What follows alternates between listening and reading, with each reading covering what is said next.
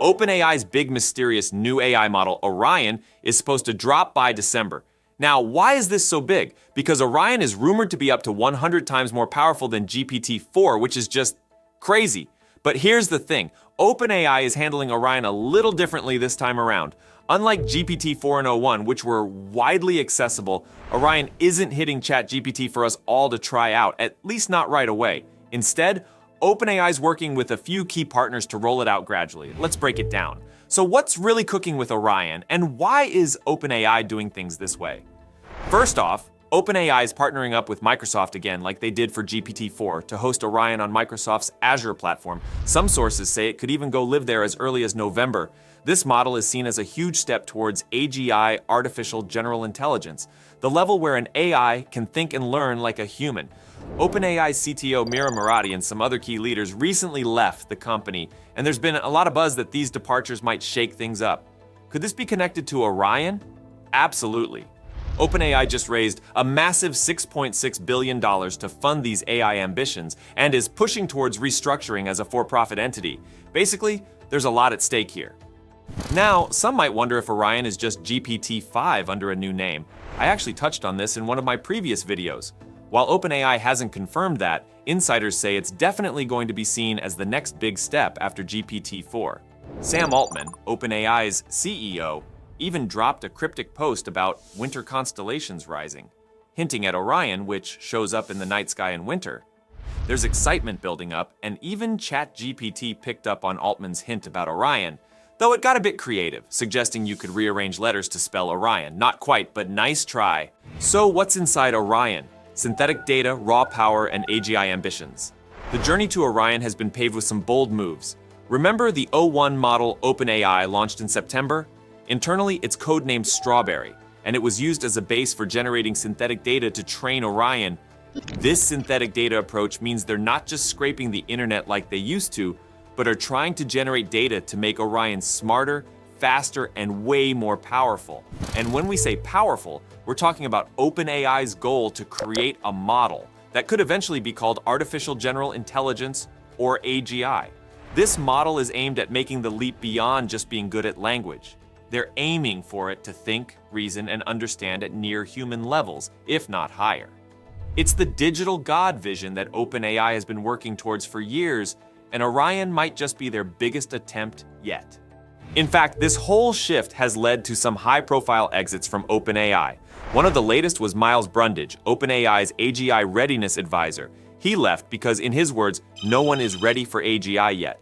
He highlighted that the readiness gap isn't just with OpenAI, but with pretty much every AI company right now. For him, this isn't a minor issue, it's a huge one. Brundage even put out a blog where he talked about how AI could impact jobs, societies, and even make work optional. Imagine a world where people don't need to work, where AI drives economic growth. He suggests that if done right, AI could make early retirement a reality. It's an interesting vision, but he also warns that without careful planning, we might face some chaotic years ahead.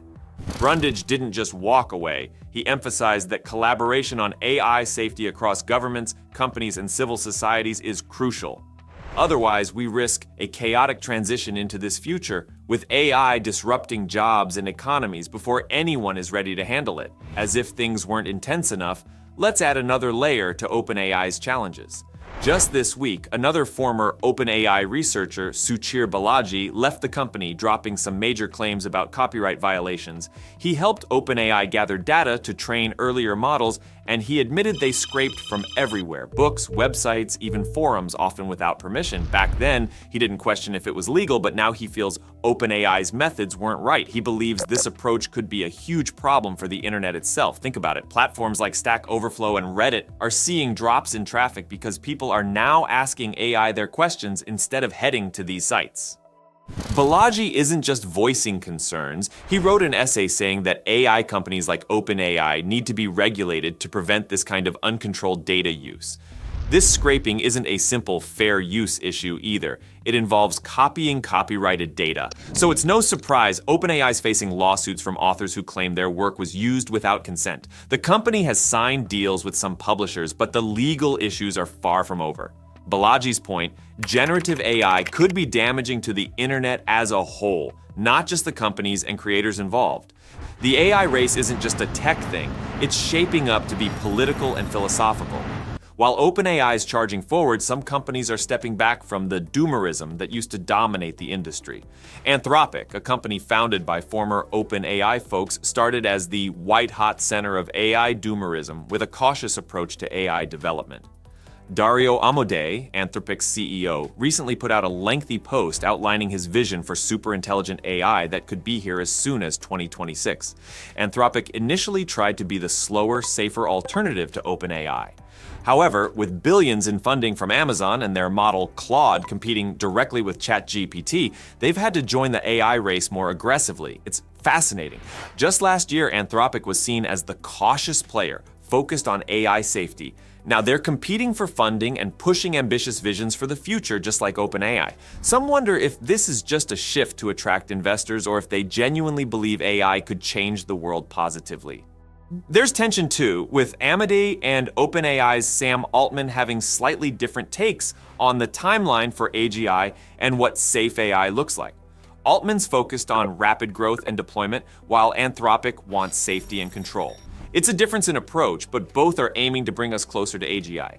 As both companies make these big promises, the question remains, is the industry really prepared to handle what they're building? So, where does Orion really fit into all of this? It's more than just another model in OpenAI's lineup. It's their boldest move yet toward creating an AI that can think and act more like a human. OpenAI's CEO, Sam Altman, has been clear about his vision. He believes we're only a few thousand days away from achieving superintelligent AI. This isn't some distant dream. With Orion, they're edging closer by combining the strengths of previous models like GPT-4 with fresh data and techniques.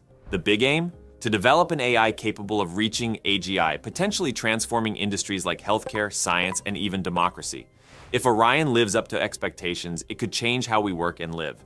But OpenAI is handling the release cautiously, granting early access only to trusted companies so they can create unique applications and features before it's widely available. They're aiming to test and refine Orion in controlled settings, avoiding the chaos that could come with a wide release of something this powerful. Now, even with all this hype, OpenAI's rapid growth isn't without its issues. They've seen high turnover, including the departure of Mira Murati, their CTO, and other high-profile leaders. It's a sign that working in such a fast-paced, high-stakes environment isn't easy. Building something as ambitious as Orion, which could be a stepping stone to AGI, requires more than just money and talent. It takes careful planning, coordination, and most importantly, a clear vision of how to manage the risks involved. Brundage's departure highlights these challenges. His warning is clear: neither OpenAI nor any other AI company is fully prepared for the arrival of AGI. He's also cautious about the societal implications, saying AI could lead to a world where people don't need to work. But he warns that we're culturally and politically unprepared for this change, which could lead to civilizational stagnation, or worse. If we want AI to benefit humanity, it requires careful decision-making and, ideally, collaboration across borders. Yet, for all the obstacles, the potential benefits are hard to ignore. Orion could lead to breakthroughs in areas like healthcare, the economy, and even, some might say, climate solutions, though OpenAI stays away from directly mentioning climate change, which I personally appreciate. Brundage believes AI could enable a future where early retirement becomes accessible, where jobs become optional, and where life fundamentally changes, but only if handled responsibly. And that's where Orion stands right now. It's a massive, risky leap towards an ambitious future. OpenAI is betting big on this model to bring them closer to AGI, and they're pushing forward despite the challenges. So, are we ready for what's coming with Orion? I'm just going to say that if it's anywhere close to what OpenAI envisions, the world will look very different in just a few years. So keep your eyes on this one, and it's not just another AI release.